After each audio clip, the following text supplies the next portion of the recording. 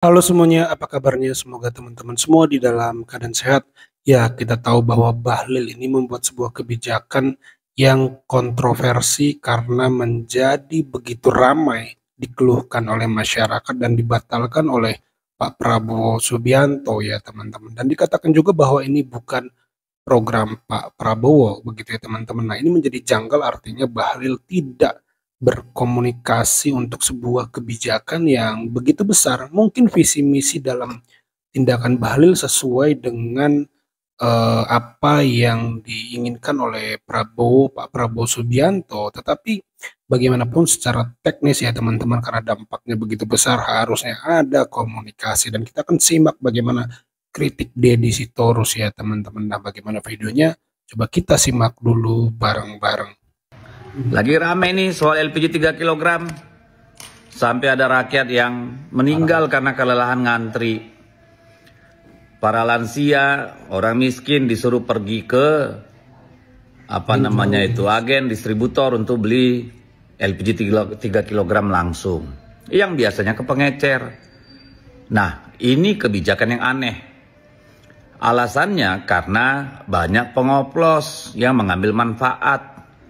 Alasannya karena bocor ke industri, dibeli oleh yang tidak berhak, harganya lebih tinggi, subsidi tidak tepat sasaran, tapi yang dihukum rakyat.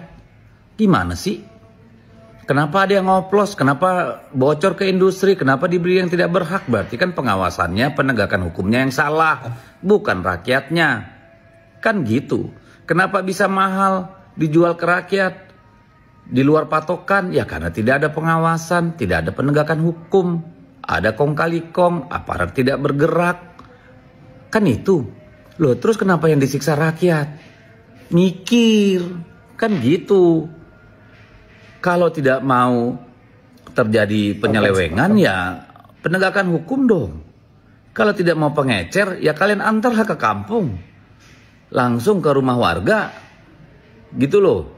Suruh mereka mendaftar tanggal berapa mau diantar tuh sama agen distributor supaya tepat sasaran, pasti biayanya lebih murah daripada kebocoran.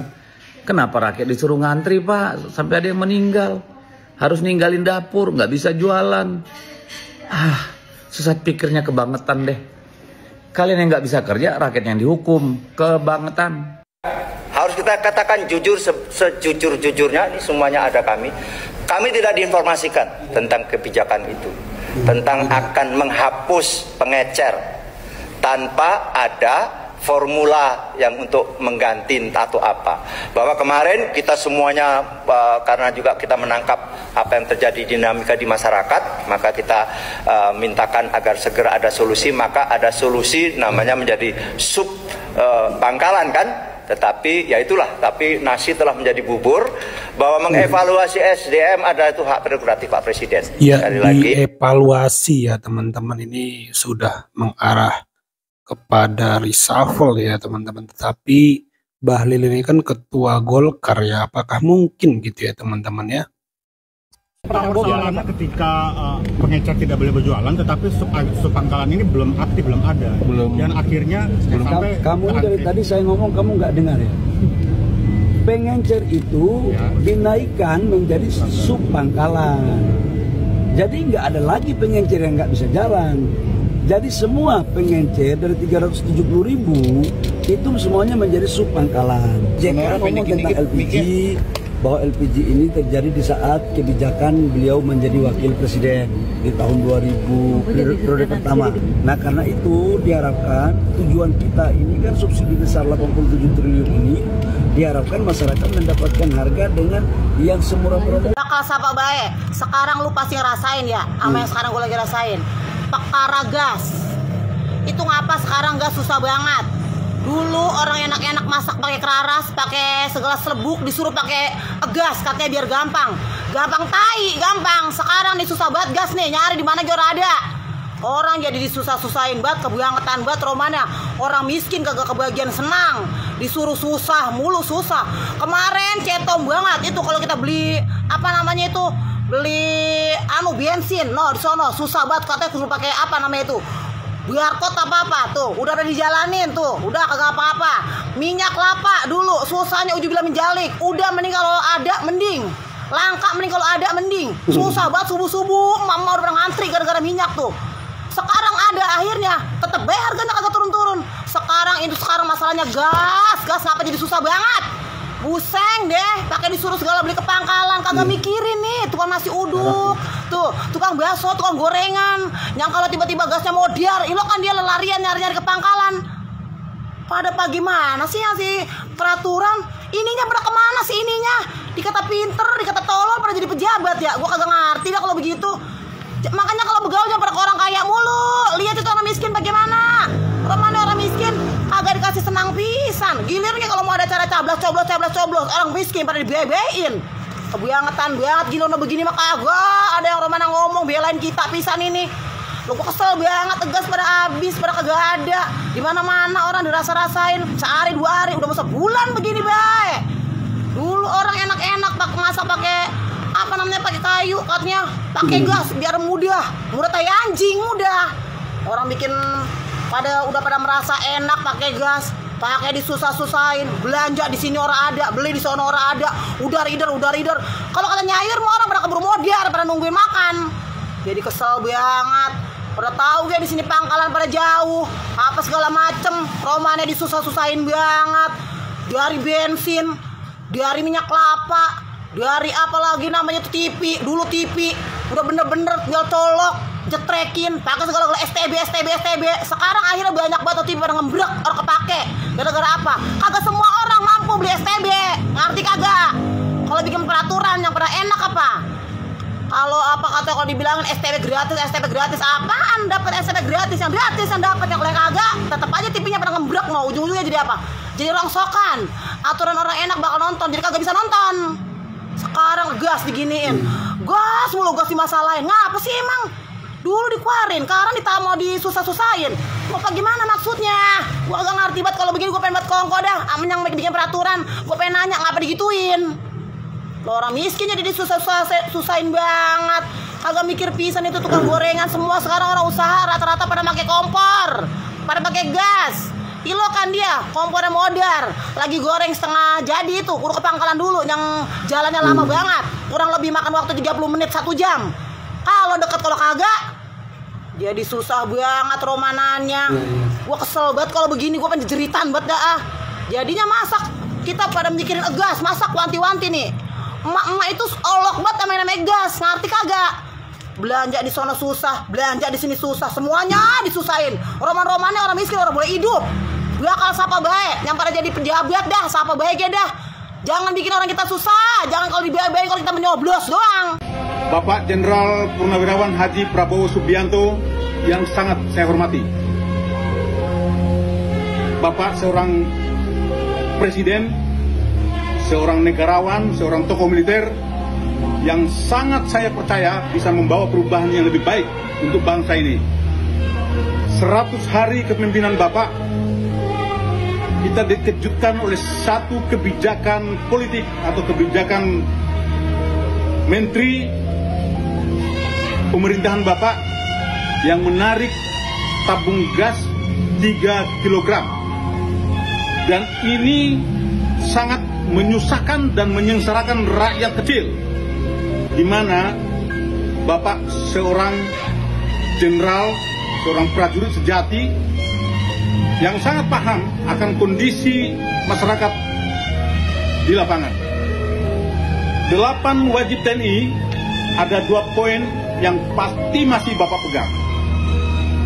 Poin ke-6 yaitu tidak sekali-kali merugikan rakyat. 8 wajib TNI yang ke-8 menjadi contoh dan mempelopori usaha-usaha untuk mengatasi kesulitan rakyat di sekelilingnya. Dan saya yakin ini ada upaya dari pihak-pihak tertentu yang ingin menjatuhkan reputasi Bapak sebagai seorang presiden. Karena ini bukan keinginan Bapak. Rakyat hari ini banyak yang sudah tidak makan, banyak yang menahan lapar hanya karena sulitnya mendapatkan tabung gas LPG 3 kg. Bapak Presiden, saatnya untuk mengevaluasi kinerja menteri-menteri Bapak yang tidak berpihak kepada rakyat. dan bangsa. Terutama menteri-menteri titipan-titipannya Mulyono itu segera disingkirkan, karena ini akan menjadi benalu yang akan merongrong nanti posisinya Bapak yang sekarang sedang menjabat sebagai Presiden Republik Indonesia. Demikian, salam hormat, salam nasionalis sejati dari saya Ruslan Butos. 12.500 sampai ke kami 20.000. Pemerintah perhitungkan Kak, langkah dari distributor sampai ke furniture sampai konsumen berapa? Kami tidak membela siapa yang mau mengambil keuntungan. Kami butuh, dapur kami harus ngebul. Kami jualan harus jalan. Dan jangan dimiskinkan kami. Jadi Bapak dengar, saya ini juga kan sebagai rakyat Bapak. Niat saya itu baik. Karena subsidi kita itu 87 triliun per tahun. Tujuannya untuk masyarakat ini dari harga 19.000 Betul atau 20.000. Betul, saya mengerti. Tapi yang terjadi adalah sebagian kita punya gas ini dipakai untuk oplosan, dijual ke industri. Betul. Ada lagi harganya dinaikkan 25.000 sampai 30.000. Betul, kami dengar. Nah, karena itu pemerintah berkewajiban untuk memastikan semua subsidi bisa tepat sasaran. Nah, karena itu kita lakukan penataan. Mulai hari ini, Bapak mau jualan nggak apa-apa, karena dari pengencer sekarang kita aktifkan menjadi sub. Pikir yang penting Bapak sekarang ambil dulu, Bapak antri, yang penting penjelasan tujuan ekspresi bapaknya. Ya. Kita pingin Bapak dapat dengan harga yang baik, semua kita layani, tidak ada kelangkaan. Oke? Ya? Saya sekarang lagi masak, Pak. Saya tinggal di gas. Iya, yang itu Bapak. Bukan masalah antri gasnya. Anak kami lapar, butuh makan, butuh kehidupan, Pak. Keras sekali ya. Bapak ya. Logika berjalan dong, Pak. Iya, udah ya. Keras ya. Akal saya kami berjalan, Pak. Udah ya, Pak ya. Udah kita paham. Tenang, Pak. Ya. Kita paham Bapak ya. Saya berbuat baik, saya akan lakukan baik. Tapi saya kalau jahat, silakan bawa saya bordol. Silakan. Oke, aman ya.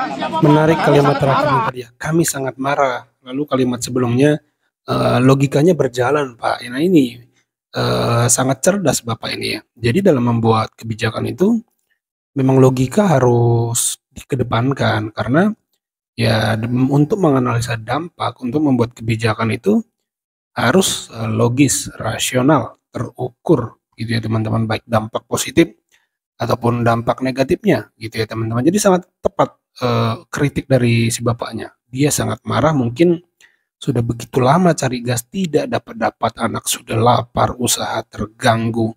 Ya mahal sedikit asal lancar, mungkin si bapak akan lebih memilih seperti itu ya teman-teman. Jadi sangat betul poin dari si bapaknya tadi, bahwa kalau kita tarik lagi ke poin Deddy Sitorus, ada sesat pikir di sana. Jangan rakyat yang dihukum kalau memang telah terjadi oplosan, penyelewengan daripada subsidi ini.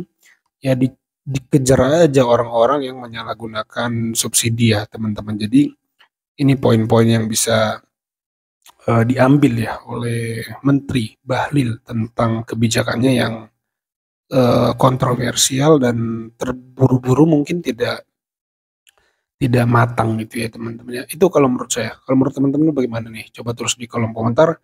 Itu saja video kali ini. Terima kasih buat teman-teman yang sudah menyimak sampai selesai. Sampai jumpa di video saya selanjutnya.